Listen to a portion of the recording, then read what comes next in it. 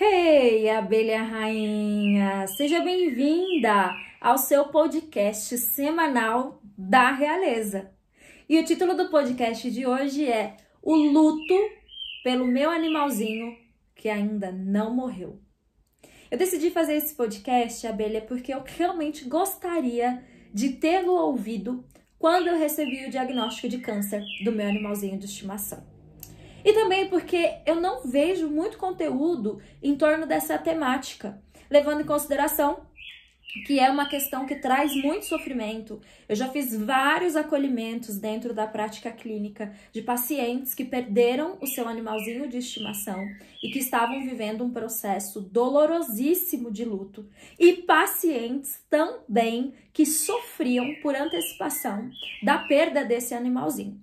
Que, no caso, eu me encaixo, né? Eu tô falando aqui de um luto que eu vivo antes mesmo dele ter acontecido.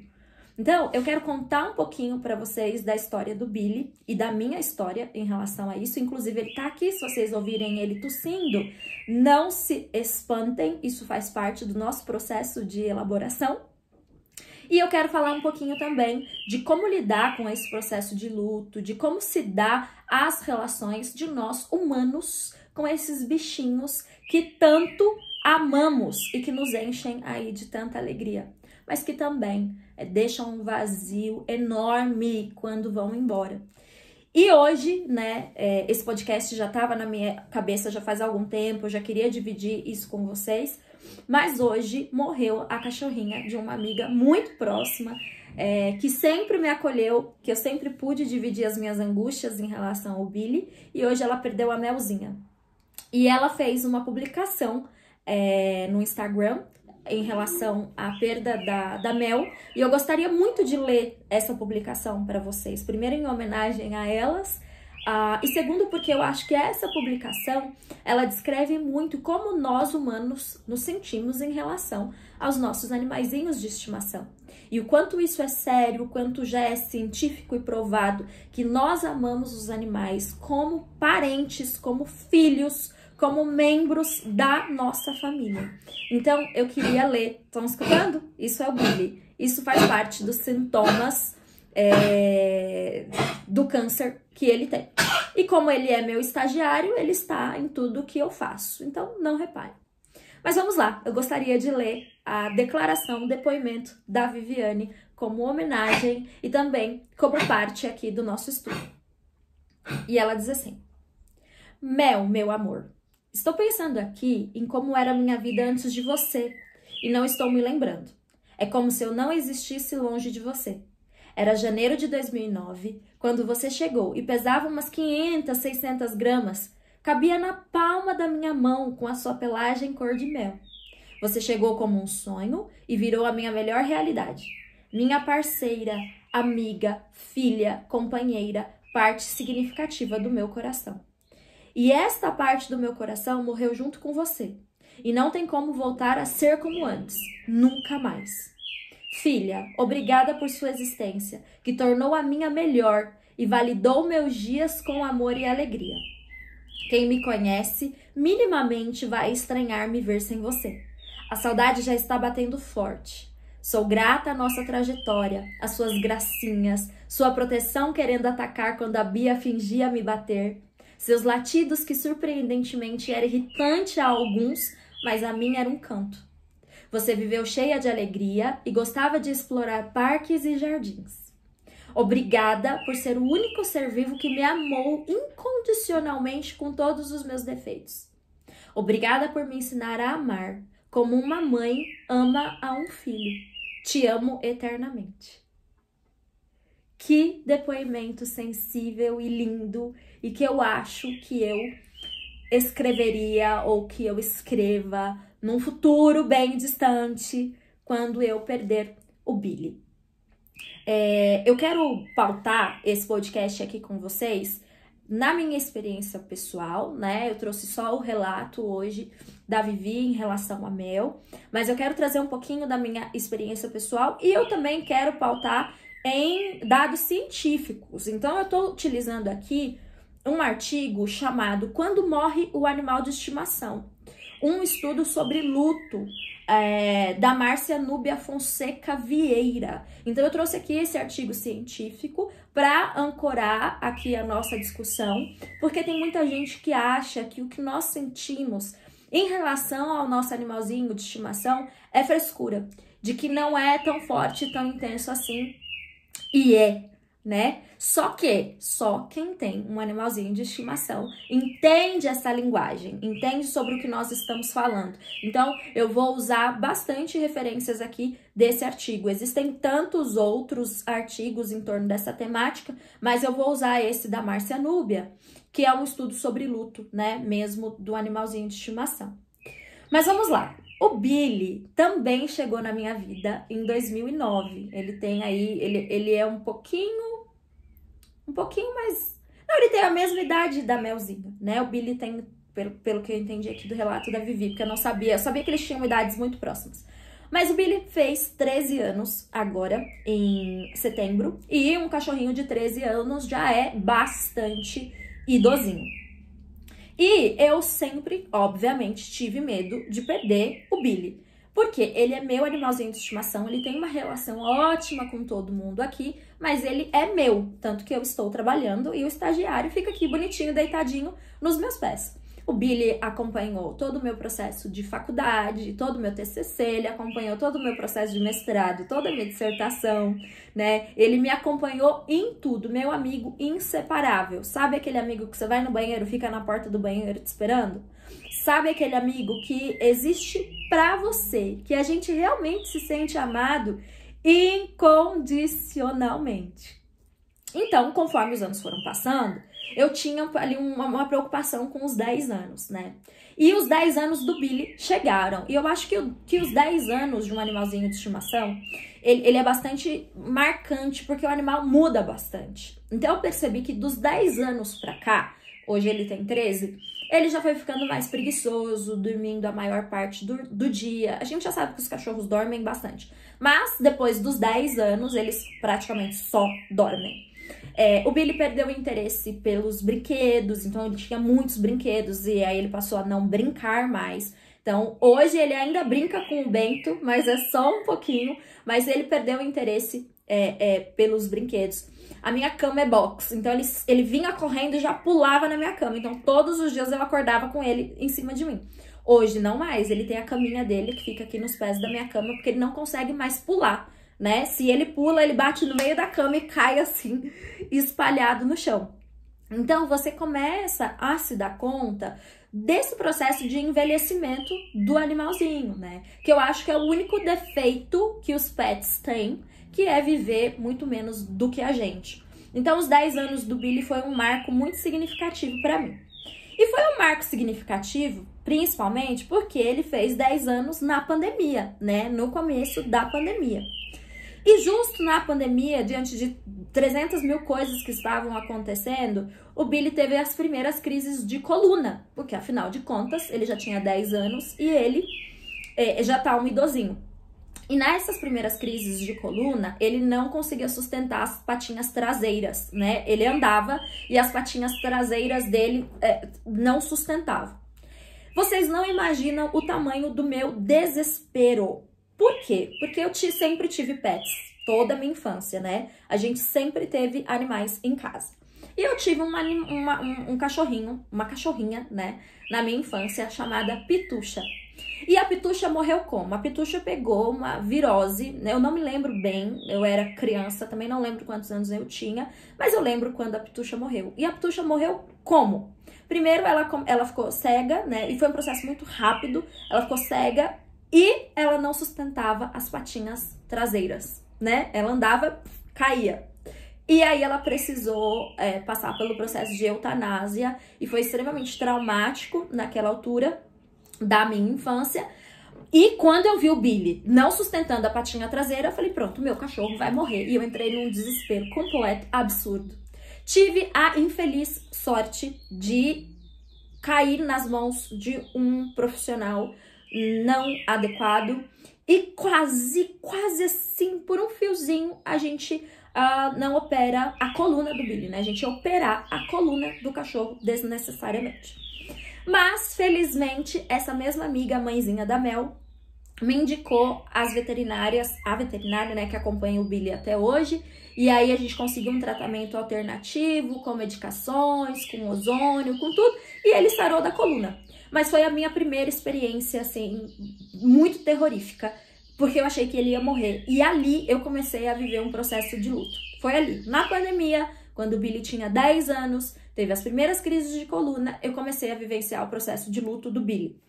E foi um período delicado para mim, porque na pandemia nós estávamos vivendo um processo de luto geral, né? Tinha muitas pessoas morrendo, falava-se muito sobre morte, tudo que a gente vivenciou com a Covid. Então, a temática da morte me pegou muito, muito forte. E eu tinha um medo muito grande. Tanto que, quando eu desenvolvo, né, o transtorno de ansiedade, começo efetivamente a fazer um tratamento mais expansivo disso, a minha grande temática era a morte, era o morrer, era vivenciar lutos que ainda não tinham acontecido. E um desses lutos era o Billy. E aí, gente, eu já começo a me preparar para esse luto, né? E o que eu faço? Eu decido que eu quero outro cachorro. E então eu começo a sonhar com o Bento. Eu quero o Bento, eu quero adotar o Bento, eu quero adotar o Bento, eu quero adotar o Bento. E pouco tempo depois, eu efetivamente adotei o Bento. E o Billy não tem raça definida, né? Mas nós diríamos que ele é uma mistura de Yorkshire com alguma outra coisa, não sabemos. Mas a gente chama ele de Yorkão, né? Porque ele parece um Yorkshire gigante. Ele tem uns 15 quilos hoje. E aí eu adotei um Yorkshire, porque o que eu estava tentando fazer? E não era inconsciente, sabe? Era consciente, era uma tentativa de já ir não substituindo, porque a ideia de substituição ela é impossível, né? Ela não cabe. Mas a ideia era já ter um animalzinho aqui que fosse muito parecido com o Billy, para que quando eu perdesse o Billy, eu pudesse ter ali um conforto. Então eu adoto o Bento. O que eu não esperava era que o Bento ia adotar os meus pais. Então o Bento não é meu, né? O Bento é dos meus pais. Ele escolheu os meus pais. E é engraçado porque eles têm características totalmente diferentes. Totalmente diferentes. O Billy é calmaria e o Bento é um terremoto. E mesmo levando em consideração que um tem 2 anos e o outro tem 13, né? Então a gente tá falando aqui de um bebê e de um idoso, o Bento tem uma personalidade completamente diferente. E depois que o Bento veio, adotou os meus pais a gente já tem a convivência, eu comecei a entender que não adianta, pelo menos pra mim, eu posso adotar mais 2 cachorros, pretendo, né? Pelo menos mais um. Pretendo adotar outros cachorros? Pretendo, mas isso não vai me impedir, ou não vai, pode até me ajudar, mas não vai me impedir de vivenciar o processo do luto do Billy quando ele efetivamente se for. Mas foi aí que eu comecei a vivenciar o processo de luto do Billy aos 10 anos. 2 anos depois, estávamos um dia no quarto e o Billy começou a tossir. E eu olhei para aquela tosse e achei aquela tosse estranha. No entanto, eu cresci numa comunidade onde tinha vários cachorros, sabe? Sim, cachorros de rua. E nessa comunidade tinha um cachorro chamado Bob, que era um cachorro que tinha dono, mas era um cachorro que ficava na rua lá, quase que com segurança lá da rua, lá, entre uma das vielas. E o Bob tossiu a minha infância inteira. Eu passei a infância inteira ouvindo o Bob tossir, né? Inclusive era a piada do Bob. E quando o Billy tossiu, eu falei assim, é uma tossinha de velho, igual o Bob tinha, né? Normal.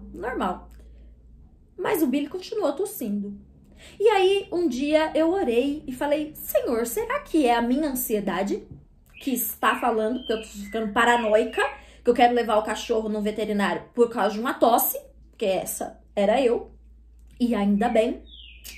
Mas será que eu tô ficando... Aí eu orei, né? Falei, Deus, será que eu tô ficando paranoica? E dormi. No dia seguinte, eu acordei com aquele sentimento, assim, decisivo. Leva no veterinário. Leva no veterinário. Aí eu liguei pra veterinária, a doutora Naira, que já era quem tinha livrado ele de uma cirurgia anteriormente, cuidado da coluninha dele, me indicado uma boa ortopedista naquela altura. Liguei e falei assim, olha, ele tá com uma tosse e tudo mais, só que eu não sei se eu tô sendo paranoica ou se eu realmente devo levar. Ela falou, não, é importante, traga. Resumindo essa parte do processo para vocês, nós achávamos que ele podia ser só cardíaco, na verdade ele é também, mas nós não contávamos com uma massa gigantesca no pulmão, que foi identificada num raio-x, né, nesse processo de consulta de rotina. Quando nós descobrimos essa massa, obviamente era só um raio-x, não dava para saber se nós estávamos falando de um câncer maligno ou de um câncer benigno. Mas eu chorei um mês seguido.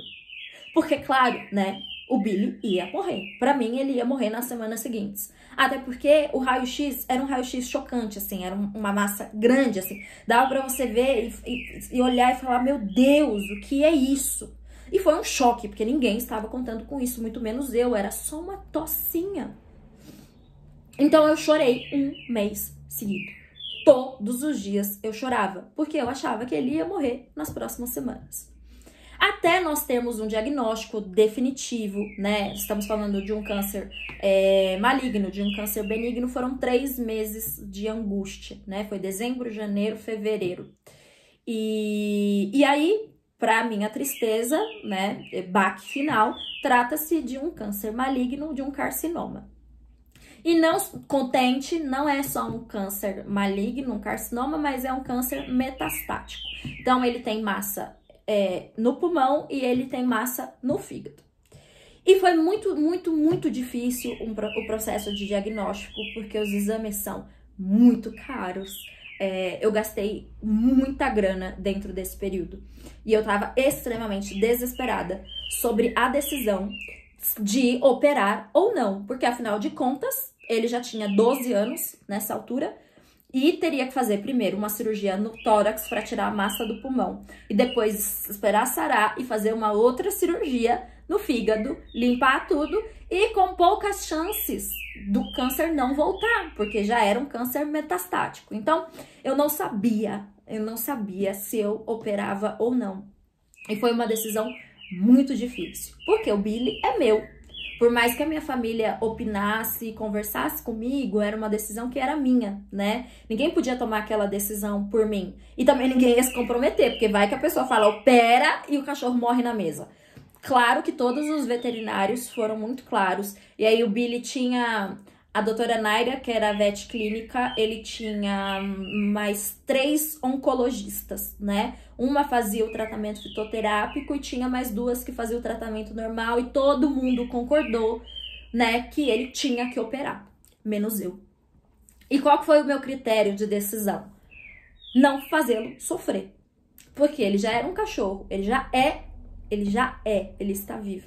Ele é um cachorro idoso, e eu ia submetê-lo a 2 cirurgias gigantescas, mais o processo de quimioterapia, sem garantias de que ele iria passar mais tempo comigo. E sem contar que muito provavelmente eu teria que vender meu carro para custear tudo isso.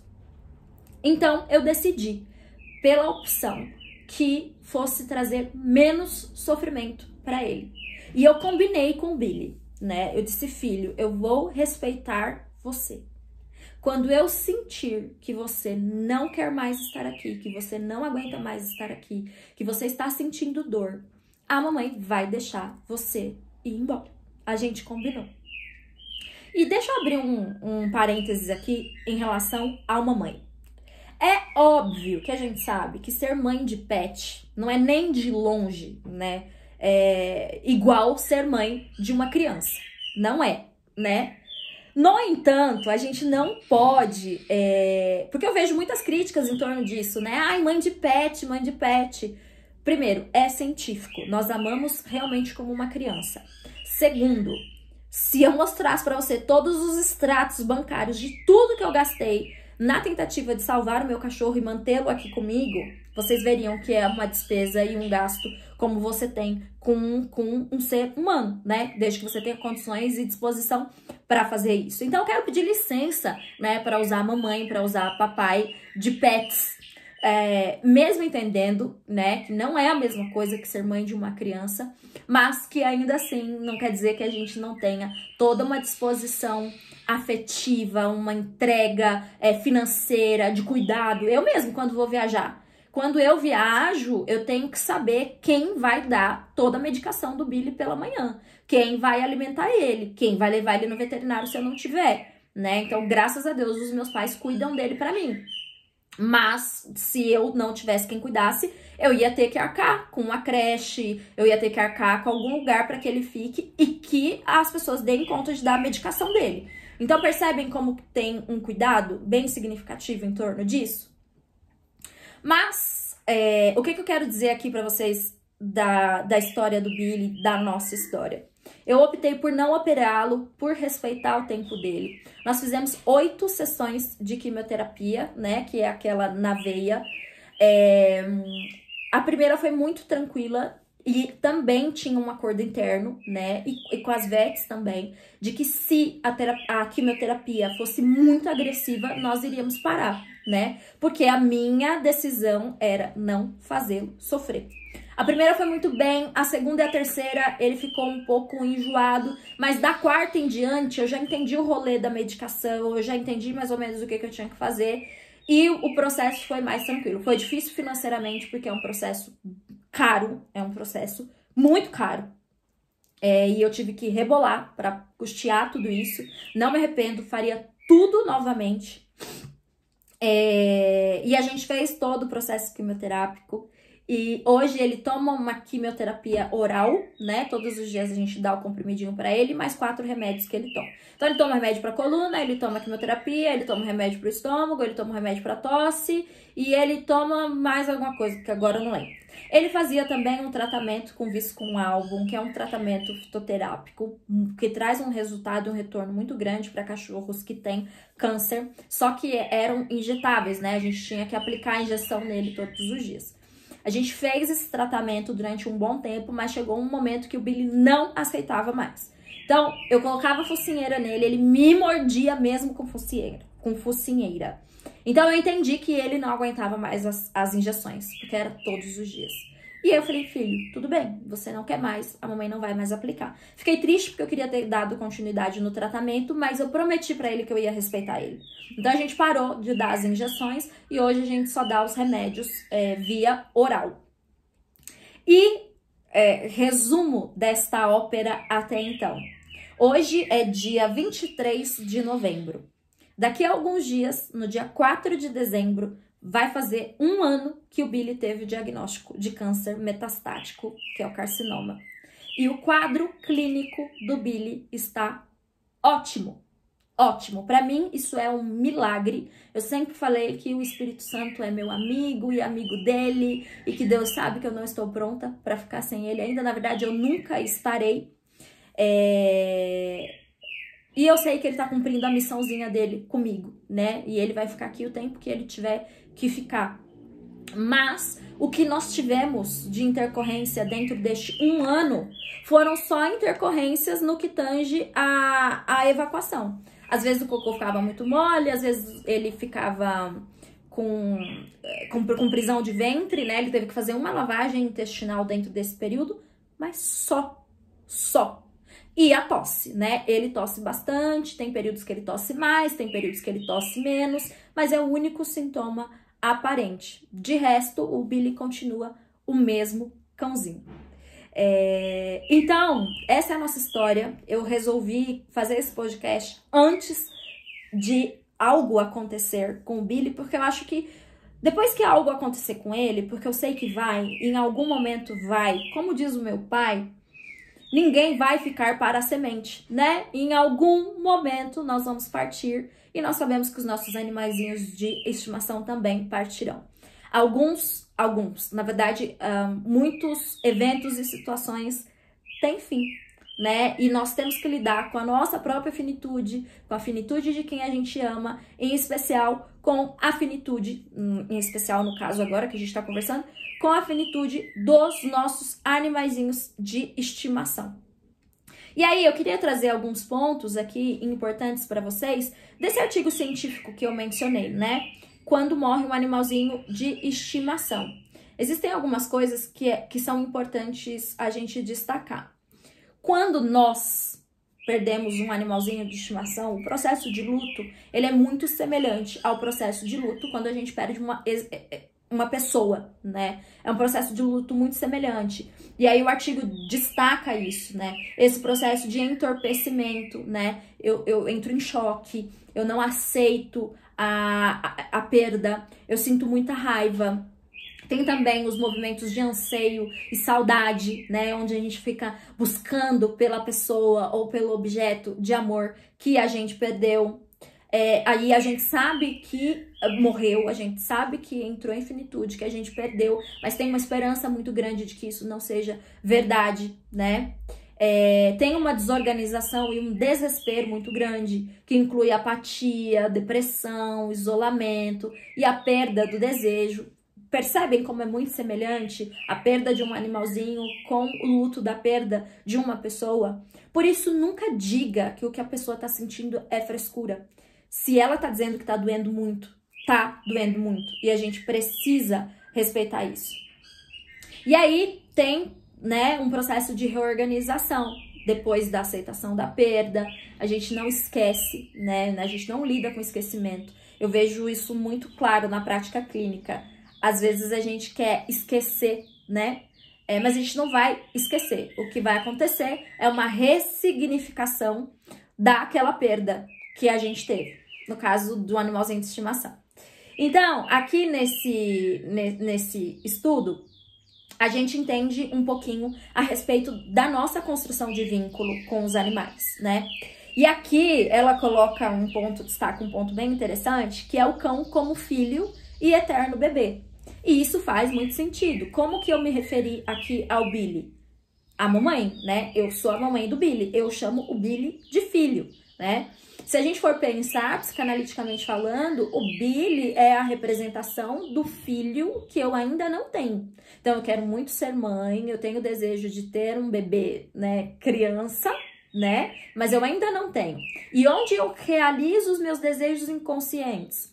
No meu pet. Por isso que eu falo que eu sou a mamãe dele, né? Que ele é o meu filho.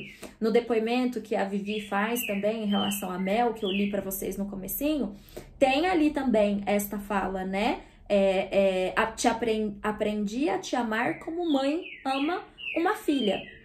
Então, realmente, os pets são representações de bebês. Até porque a gente tem muito interesse em cuidar. Como é que é os cachorrinhos? São peludinhos, zoiudinhos, fofinhos. Eles são fofinhos iguais os bebês, né? Então a gente se inclina pro cuidado. E eles também são absolutamente dependentes, né? Eu preciso alimentar meu cachorro todo dia. Eu preciso dar banho nele. No caso do Billy, eu preciso dar remédio para ele todo dia. Se eu observo qualquer alteração nele, eu já ligo para a veterinária, eu já levo ele pro hospital veterinário, né? Então, se a gente pensar qual que é a diferença do tratamento de uma criança, é pouca, né? Se eu tiver que pagar o que for para aliviar o sofrimento dele, eu pago. Então, os cães realmente são aí a representação desses filhos e eles são eternos bebês, porque eles nunca crescem, né? As crianças vão crescendo, vão ficando mais independentes, depois tornam-se adultos e vão embora. Os cães não. Enquanto eles viverem, eles são os nossos bebês, né? Eles nunca vão embora, exceto pela morte, né? O cão também é visto como companheiro de brincadeira, e eu vejo isso muito claramente aqui em casa. O Billy não mais, porque como eu falei, agora que ele tá idosinho, ele não brinca tanto mais. Mas o Zé Bento, que tem 2 anos, ele brinca o tempo inteiro. Meu pai brinca com ele o tempo inteiro. E joga ele, e gira ele, e brinca com os brinquedos. A gente adora ver ele brincar, porque é muito engraçado. Principalmente quando ele pega uma garrafa pet, que é o brinquedo preferido dele. É extremamente engraçado e fofo. E esse aqui, né, é o cão como parceiro afetivo. Isso faz muito sentido, porque os cães são efetivamente companhias. E às vezes, para muitas pessoas, a única companhia é o cão. E na pandemia a gente viu isso com muita clareza, né? As pessoas passaram a ficar muito tempo em casa, passaram a ficar muito tempo isoladas, né, das pessoas, do mundo. E os cães, muitos cães foram adotados, né, dentro desse período. E de fato, os cães são parceiros afetivos, né? A gente percebe aí um amor incondicional do cão. Às vezes o Billy tá sentado assim, ele fica olhando pra mim e ele fica horas me encarando. Eu falo, filho, deita e dorme, meu amor. Não precisa ficar encarando a mamãe. Coisa mais linda do mundo. Então a gente se sente amadas incondicionalmente pelos animais e a gente também ama eles incondicionalmente. E eles são efetivamente companhias. Se eu estiver em casa, o Billy fica 24 horas por dia comigo, né? Então, eles são extremamente companheiros e carinhosos. Nós também enxergamos os cães como seres iguais ou superiores ao ser humano. Em muitas situações, eu considero meu cachorro melhor do que muita gente. Não sei vocês, mas a gente vê uma pureza nos animais que a gente não costuma ver em muitas pessoas, né? Então, como eu trouxe para vocês, o processo de luto de um animalzinho é muito semelhante ao processo de luto de uma pessoa, por conta de todas essas características, né? A gente tem ali a filhotização dos animais, então hoje os casais acabam optando por não ter filhos e os cães, os pets em geral, acabam ocupando este lugar. Os cães, em muitos aspectos, servem como apoios emocionais, né? A gente vê vários memes em relação a isso, mas isso é realmente verdade, assim. Eu tenho pacientes que só conseguem sair de casa se estiverem acompanhadas do cão. É como se fosse um cão-guia emocional. Isso não existe, eu tô inventando agora, mas é mais ou menos isso, né? Eu tenho crises de ansiedade, mas se eu tiver com o meu cachorro, eu consigo ir na terapia. Eu consigo ir no mercado, eu consigo fazer as coisas, desde que o meu cão esteja comigo. Então, tem ali um apoio emocional bem significativo. E pessoas, né, que vivem sozinhas, distantes da família, têm aí essa relação também afetiva bem forte com os animais. Então, quando esse animal morre, a gente tem aí um choque muito grande, né? Aqui a gente tem um relato no artigo científico da Clara, que perdeu a cachorrinha que chama Ohana, né? A Ohana conviveu com a Clara 15 anos. Aí, aqui nos conta, né, que a cadelinha teve morte súbita. E ela diz assim, com lágrimas nos olhos, ela descreveu o dia da morte. Relatou ter ficado bastante desnorteada e em choque. Recorreu ao ex-marido, de quem houvera se separado fazia pouco tempo, e chamou a veterinária que cuidava dos cães. E aí a gente tem aqui um autor que fala que o choque pode ocorrer independente da forma da morte, mas esse estado de choque é mais frequente numa morte inesperada. Então, por exemplo, quando o Billy partir, talvez eu não fique em choque, porque eu já estou vivenciando esse luto há muito tempo, né? Eu já estou vivenciando esse luto há muito tempo, então talvez eu não entre em choque, mas eu tenha outros sentimentos. E aqui no artigo aponta, né, esses pontos que eu já trouxe aqui para vocês, né? Transtorno, desespero, perda de apetite, as pessoas ficam mais isoladas, acabam recorrendo ao álcool, às drogas, como uma tentativa de aliviar a dor. Eu acho que essa parte do luto é a parte que mais me toca, que é a espera pelo retorno do animal. E eu percebo muito isso na prática clínica também, quando a gente está falando da perda de uma pessoa, que é uma etapa do luto muito grande, muito difícil de ser vivenciada, que é você acreditar que você perdeu aquela pessoa, que você perdeu aquele animalzinho. E aí aqui fala, né, Daniel perdeu o seu cachorrinho, e aí ele diz assim, que esperava a volta sem querer, assim, pela casa. Ele ficava esperando o cachorrinho aparecer. E ele ficava esperando um milagre. Aí ele diz assim, eu esperei nesse sentido, sabe? Que Deus podia fazer isso se ele quisesse. Eu esperei, eu pedi pra Deus, eu fiz esse pedido. Se for pecado, eu acho que daqui mais um ano, se o Onipotente quiser, ele pode fazer. Percebem aqui a barganha? Às vezes a gente não acredita que aquilo aconteceu. E a gente fica esperando a pessoa voltar, o cachorrinho voltar. porque existe ali uma esperança, uma barganha de que aquilo não seja real. Mas depois a gente volta, né, pra dor, pra impotência, de saber que aconteceu, né, de fato. E a gente também tem um processo de alívio em determinados processos de luto, né? Tem um outro relato aqui do Nilson, que perdeu a Pimpa, né? E ele diz assim, a gente esperava que a Pimpa fosse morrer, porque ela estava muito doente. Ela foi acometida por uma doença genética e faleceu com 2 anos de idade. Ai, meu Deus, tão novinha. Segundo Nilson, ela morreu nos nossos braços. A gente acompanhou o falecimento dela. Ela já estava doente. A gente tratou várias vezes, mas chegou num ponto que não tinha mais o que fazer. Foi a situação mais dolorosa que a gente teve. Ai, queria dar um abraço no Nilson e na Vivi agora. Então, o que a gente precisa fazer, né, para lidar com esse sentimento? Nós vamos precisar fazer um grande processo de ressignificação, né? Dessa tristeza, desse vazio, dessa solidão, dessa saudade. O que eu fico mais pensando quando o Billy partir é esse espaço aqui, daqui de onde eu tô vendo, que é onde tá a caminha dele, uma caminha grande assim, azul. E eu fico pensando, o que eu vou colocar nesse espaço quando ele partir? E às vezes eu fico pensando assim, eu vou deixar a caminha dele ali pra sempre, pra eu achar e sentir que ele tá ali, sabe? Mas são ressignificações que a gente vai precisar fazer, né? É a ressignificação dessa saudade, essa ressignificação da tristeza, da raiva e desse vazio que fica cada vez que a gente perde alguém ou algo que a gente ama.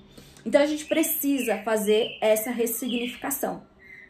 E aí a gente pode fazer vários rituais de adeus. Eu falo que eu já faço vários rituais de adeus com o Billy, mas que eu já fiz a vida inteira. Eu abraço e beijo, beijo, beijo, beijo, beijo, abraço, abraço, abraço. Eu tiro milhares de fotos dele na mesma posição, porque eu não quero esquecer aquele momento, eu não quero esquecer o jeitinho que ele deita. Eu cheiro ele para não esquecer o cheirinho dele. Isso pra mim já são rituais. Eu já tenho todo um planejamento de quando ele falecer, como que, pra onde eu vou levá-lo, né? Eu quero fazer a cremação dele. Já tenho o endereço do lugar, já tenho em mente o que eu vou fazer, já tenho todos esses acordos internos comigo. Se nós precisarmos fazer uma eutanásia, quando eu descobri o diagnóstico dele, eu não conseguia falar a palavra eutanásia, eu não conseguia pensar na palavra eutanásia, eu só chorava. Hoje eu consigo falar sobre isso, porque eu sei que a melhor forma de amá-lo é respeitar o tempo dele e não fazê-lo sofrer. Tem uma mensagem, uma passagem no livro Mulheres que Correm com os Lobos que fala sobre o quanto é generoso e gentil da nossa parte permitir que a morte venha àqueles que estão morrendo. É uma parte do livro onde a Clarissa, a autora, ela faz uma análise dos lobos, né? E ela, por ter crescido na natureza, por ter crescido junto aos animais, ela presenciou uma cena onde uma mamãe loba sacrifica um animalzinho lobo que tava muito... E aí eu não lembro se ele tava com as patas quebradas ou se ele tava doente, enfim. Era um animal que precisava ser sacrificado. E a mamãe loba sacrifica o próprio animalzinho. E ela fala que foi uma das melhores experiências de compaixão que ela compartilhou na vida, assim, de poder ter visto. Porque a mãe precisou ter muita compaixão daquele filhote para sacrificá-lo.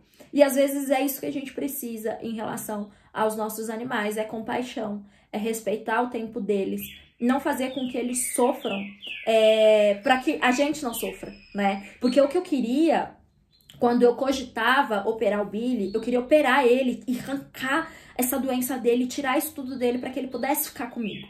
E eu estava pensando em mim, eu queria que ele ficasse comigo. E quando eu coloquei o Billy no centro da questão, o que é melhor pro Billy? O que vai fazer ele sofrer menos? Eu falei, então, é machucá-lo menos. Eu não vou operá-lo, né? Eu vou dar um fim de vida para ele humanizado, saudável, sem dor e sem sofrimento. E é o que eu tenho feito até então, né? Então, pensem nos rituais de adeus. Que tipo de ritual você pode fazer, né? Escrever cartas. Você pode escrever cartas para o seu animalzinho. ou para alguém que você perdeu. Cartas são rituais de despedida. Você pode, eu quero cremar o Billy e despejar as cinzas dele num cemitério de cães, né? Que tem um jardim. Eu acho que isso vai ser muito significativo pra gente. Mas os rituais, eles são importantes porque eles favorecem o nosso processo de elaboração e o nosso processo de aceitação, né? Aceitar que aquele animalzinho partiu, aceitar que a nossa história encerrou, faz parte dessa elaboração. E reconhecer os nossos sentimentos, né? Reconhecer que a gente tá triste, que a gente tá enlutado, que a gente quer chorar, que a gente tá sofrendo, que aquilo tá doendo. A gente precisa reconhecer as nossas emoções e os nossos sentimentos. Tem uma outra sugestão aqui no artigo que eu achei bem legal, que ela fala, né, sobre ajustar-se ao ambiente sem a presença do falecido. E aí tem um depoimento aqui da Ana, que perdeu a cachorrinha Lana. E ela diz assim, a casa ficou assim, vazia, sabe? E eu acho que isso deve ser um processo que dói bastante, né? Por isso que eu já adotei o Bento, eu quero adotar outro cachorro, porque eu sinto que eles vão me ajudar. Ajudar a todos nós, né? Todos nós aqui amamos as nossas criações, então eu acho que eles vão nos ajudar a lidar com essa sensação de vazio. Então, nós optamos, e eu opto também sempre por ter animaizinhos de estimação, porque eu gosto muito, né? Então, a gente vai precisar se reinventar a partir daquela perda que a gente vivenciou. A gente vai precisar reconhecer as nossas dores, aceitar as nossas dores, reorganizar a nossa vida, né? Eu não tenho esse hábito de passear com o Billy, nunca tive. E, sobretudo, depois que ele teve problemas na coluna, menos ainda. Não é à toa que ele tá gordinho, reconheço minha falha. Mas a Vivi, por exemplo, eu sei que a Vivi passeava sempre com a Mel. Ela vai precisar fazer esse processo de ressignificação, né? O que eu vou colocar nesse lugar? Como que eu vou lidar com essas horas do dia? A gente precisa passar muito por esse processo de ressignificação. Então, é isso que eu tinha para compartilhar com vocês, a minha história, eternizar a minha história com o Billy, eternizar também a história da Vivi com a Mel e honrar o seu sentimento pelos seus animaizinhos de estimação, porque eu sei que muita gente não entende, muita gente fala que é frescura, que é exagero, e nós que somos mães e pais de pets sabemos que não é, que a gente sofre, que a gente gasta, que a gente cuida, que a gente precisa se organizar para ir trabalhar, né? Porque às vezes o animalzinho não fica em casa sozinho, né? Então, é para honrar o seu sentimento, porque eu sei que nem todo mundo entende, e também para ser aí uma palavra de conforto, de abraço, caso você tenha perdido o seu pet, ou caso o seu pet esteja doente como o meu.